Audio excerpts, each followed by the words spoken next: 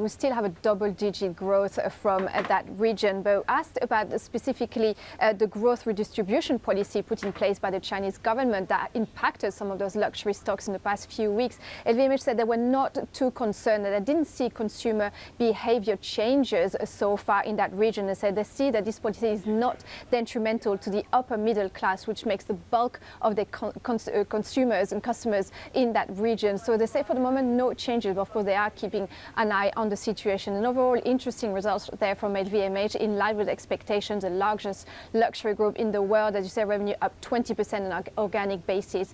In Q3, up 11% compared to 2019. Of course, fashion and leather still, that makes about half of the revenue for the group, still very much the engine for that growth. They say revenue there up 24% compared to last year, and up 38% compared to 2019. Of course, still a lot of appetite for those Louis Vuitton bags, and also Dior, the brand there having exceptional momentum according to LVMH. One is Spirit, also division doing quite well, so sustained demand in the US, so recovery in the champagne sector, so some of the reopenings, in particular in Europe, some of the tourism coming back there a little bit, helping that part of the business.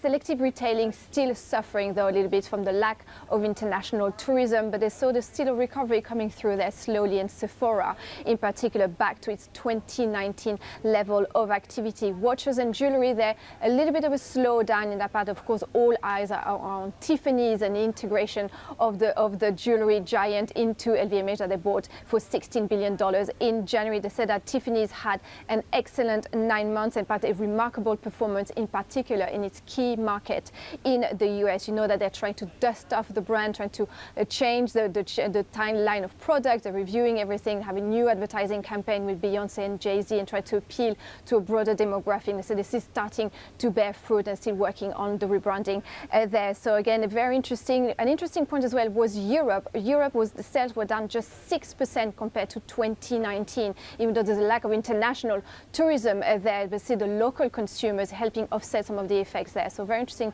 dynamics there. See good results there really from LVMH. So an upgrade in the price target from Deutsche Bank and Goldman Sachs on LVMH, and we see the shares up 1.5% on the CAC 40.